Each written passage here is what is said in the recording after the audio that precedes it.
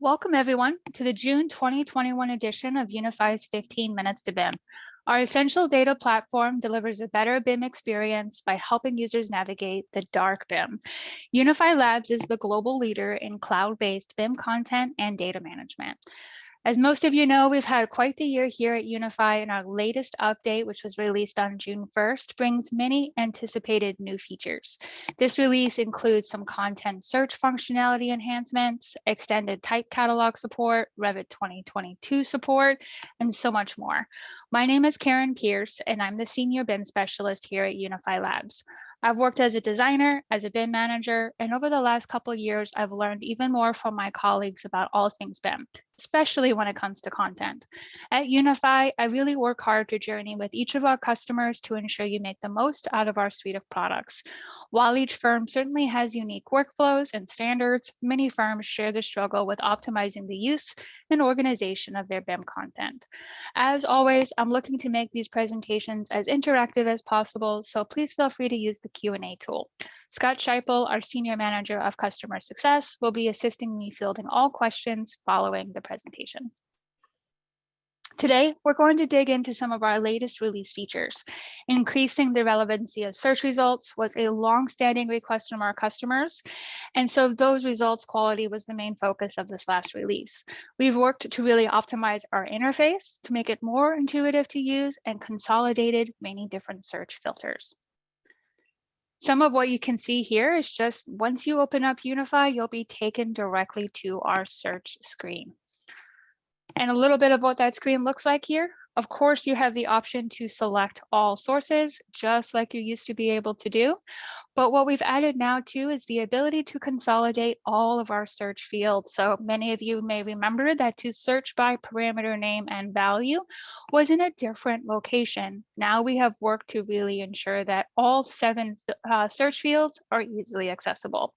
By default, though, we will only be selecting what you guys have been accustomed to in the past, such as file name, type name, category, material class, and of course, tags. If we go ahead and dive just a little bit deeper, we've really worked to consolidate our search filters as well. So with the search filters here, of course, you'll have your file name.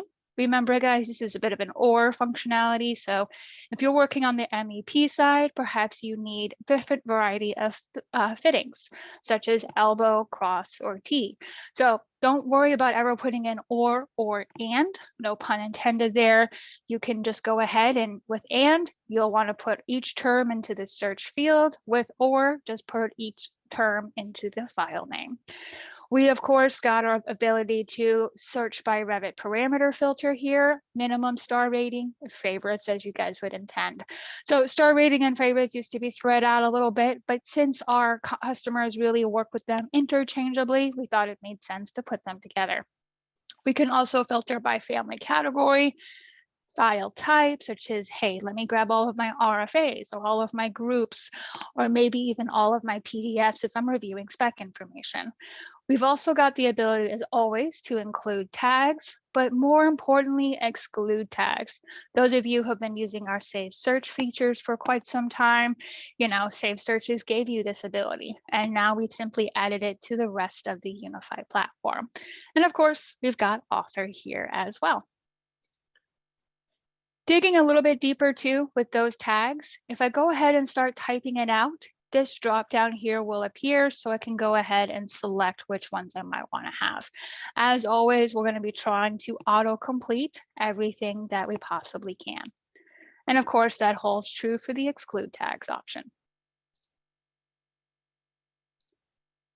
All right, so we mentioned earlier, just giving that introduction, that we do now also support multiple type catalogs. So this is an example of that. I know specifically many of our customers have had some pain points surrounding some of the latest feature upgrades with 2021. And that caused a number of different type catalogs to essentially disconnect. What we've allowed the ability here is not only allowing multiple type catalogs across multiple base files to to be supported, but also you guys do not have a need to go ahead and adjust your type catalog for any of your 2021 content moving forward. Part of this update has actually accommodated the necessary changes to that type catalog that need to be made place automatically. So super exciting there. The next option here is browse. And many of you guys might already be familiar and mostly only look at libraries or maybe even only look at channels. But now what we have here is an addition for favorite content to be put underneath browse. This has really done away with the need for end users to specifically understand how to filter for favorites or create that saved search that most of us in onboarding go ahead and ensure we set up for everyone. So very quickly, I could just simply access my favorite content, just like you see here. The next option we have here is just a little bit of continuing those search enhancements to our saved searches. So with saved searches here, we started adding quite a few ones, and this is some of the ones we've added to our residential divisions here. And if I go to edit a saved search, such as the one I might need for my site content, notice again how all of our search fields are compacted, as is our search term. And if we click configure search filters, once again, that search filter option here to really enhance those results will go ahead and populate here as well. So. All right, all. Well, thank you so very much. This was just a nice, short and sweet session here. So if you'd guys like to schedule any sort of custom demonstration, please reach out to us at either sales@unifylabs.com or support@unifylabs.com. And if you haven't had a chance yet, if you're a regular by any means to our recordings or our live sessions here, check out our new knowledge base.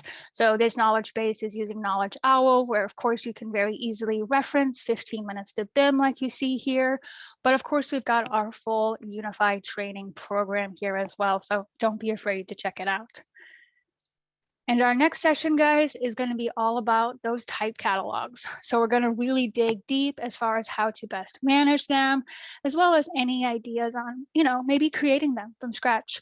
So see you then on July 14th, 2021. And with that, I'll turn it over as well to Scott Scheipel to assist with our Q&A.